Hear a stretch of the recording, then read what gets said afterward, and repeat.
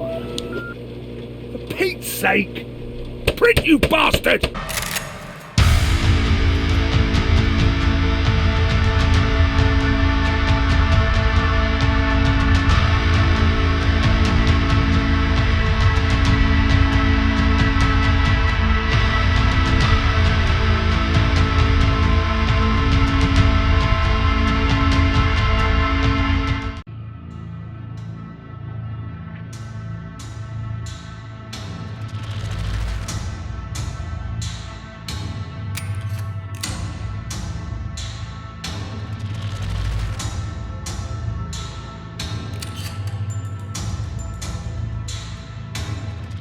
This is Necromunda Hired Gun, developed by Straumont Studio and published by Focus Home Interactive.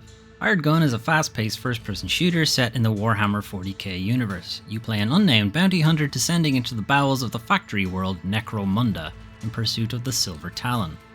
Your first attempt at hunting them down goes awry and you narrowly escape death, only to awaken with some contraband technology lodged in your skull. You then spend the rest of the game shooting your way through cool levels and failing to understand the rest of the plot, because I sure did.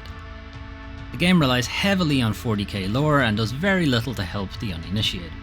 With the cerebral implant comes a variety of abilities. In addition to a large arsenal of guns, the bounty hunter can double jump, wall run, grapple, air dash, slow-mo, auto-aim, telefrag, and even call in a helpful mastiff friend.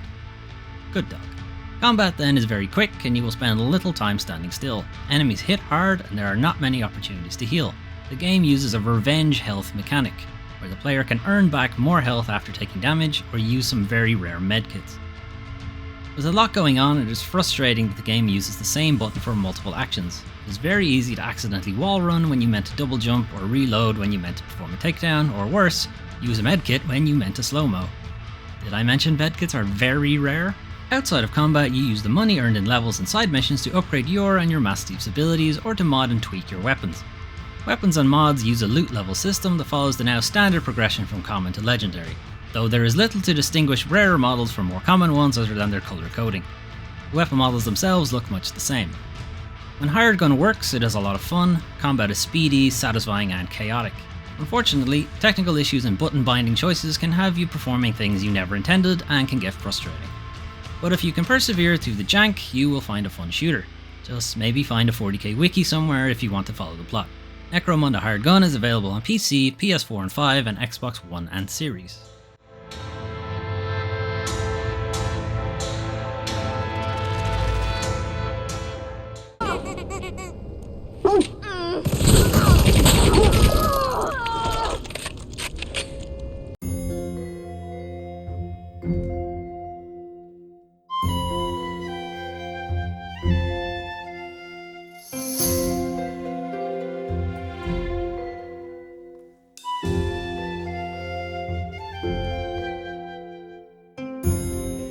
This is Last Stop, developed by Variable State and published by Annapurna Interactive.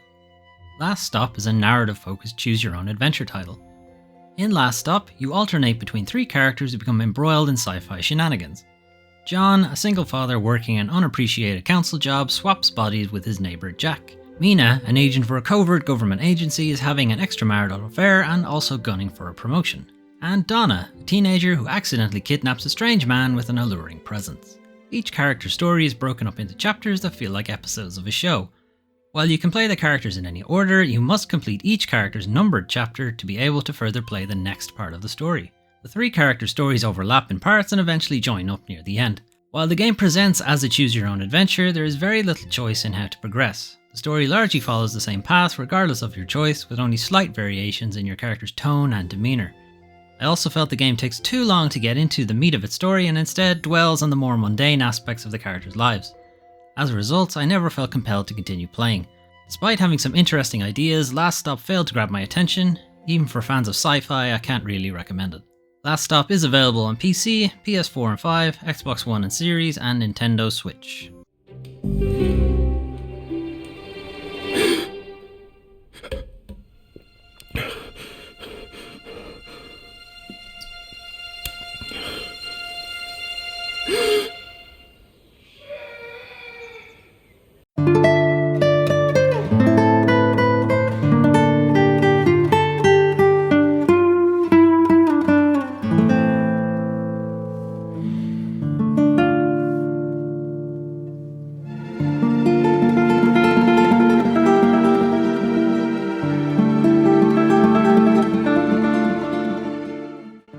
Where the Heart Leads, developed and published by Armature Studio. Where the Heart Leads is a narrative adventure game. As Whit Anderson, you climb out over a sinkhole to try and rescue the family dog. However, things don't go quite to plan and you end up tumbling down into the dark. Instead of going splat, however, you emerge into a dreamlike environment where you relive your past, present, and peer into your future. Have you fallen in some kind of time hole? Maybe it's the afterlife, who knows? But you are seeing memories from your past, only this time you can change them. And then see where those changes lead you. Will they lead you back to where you started? Family man, farm, family dog, or somewhere else? Somewhere much more else. Gameplay then has you travelling to different times in Whit's life and to make decisions on how his life should proceed. Mostly through having conversations and selecting particular responses, or choosing to interact with one character over another, taking sides in arguments, or encouraging friends and family to settle down or follow their dreams, and so on. Depending on your choices, Whit's life can turn out very different to how it started in the beginning of the game, or maybe you can try and get Whit back to that same exact point in his life. Where the Heart Leads is currently exclusive to PS4.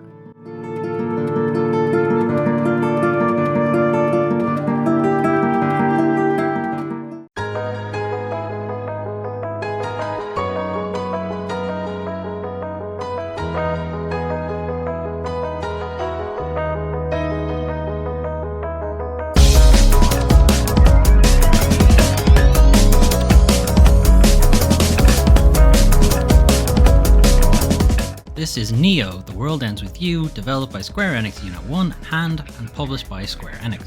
Neo is an action RPG and the long-awaited follow-up to the Nintendo DS original The World Ends With You. Set in near-future Tokyo, you play Rindo Kanade, recently deceased, who's been roped into the Reapers game along with his friend Fret, also recently deceased. The Reapers game involves teams of contestants vying to complete tasks laid out by the Reapers and earn points. The winning team at the end of the 7 days can make one wish while the losing team gets deleted.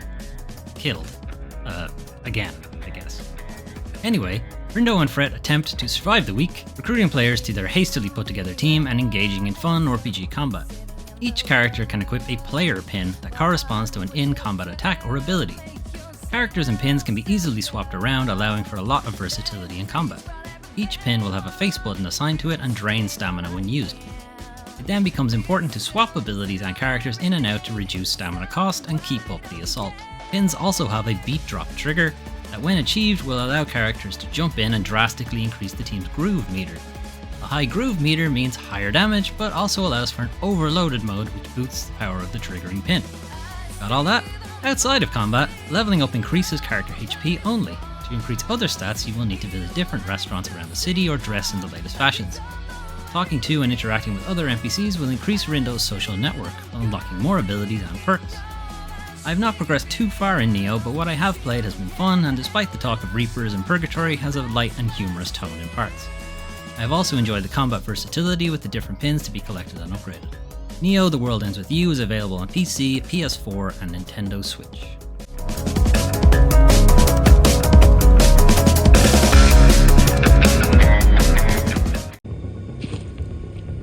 Hey!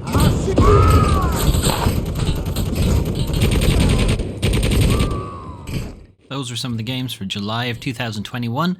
Standout for me, even though I haven't played very much of it, is probably Neo: The World Ends With You.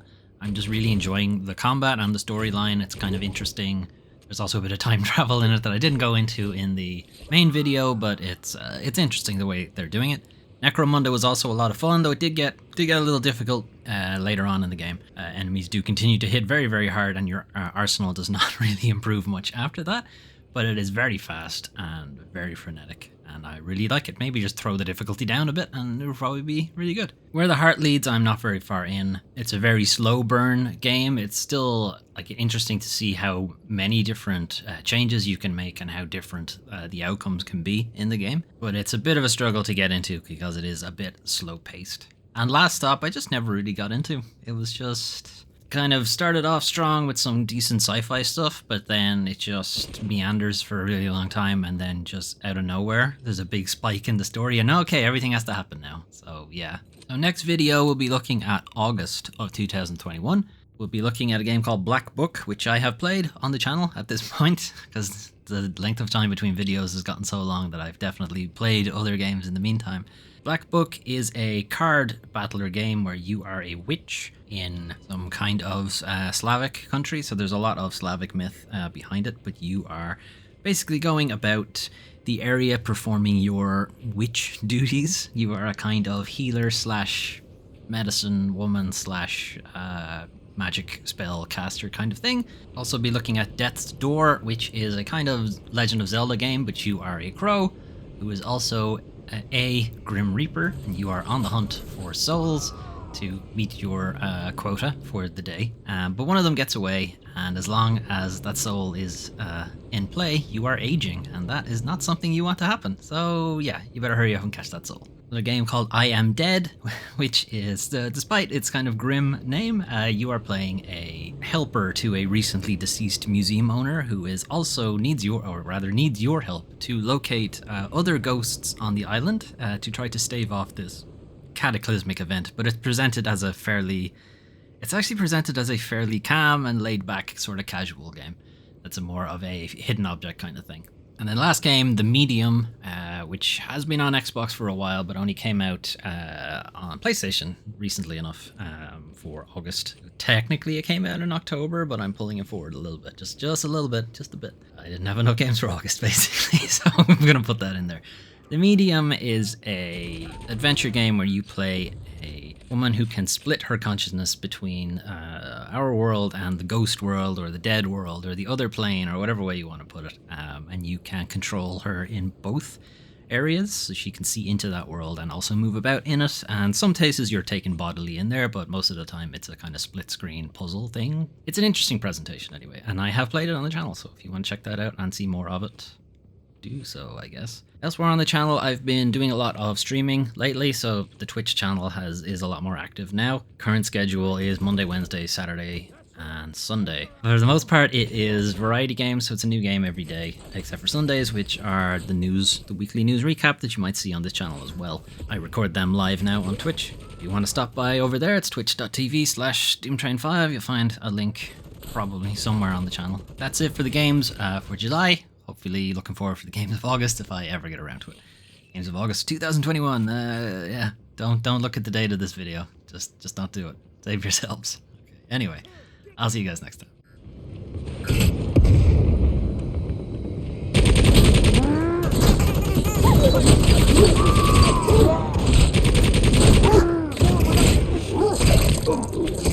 Yeah, maybe waste them.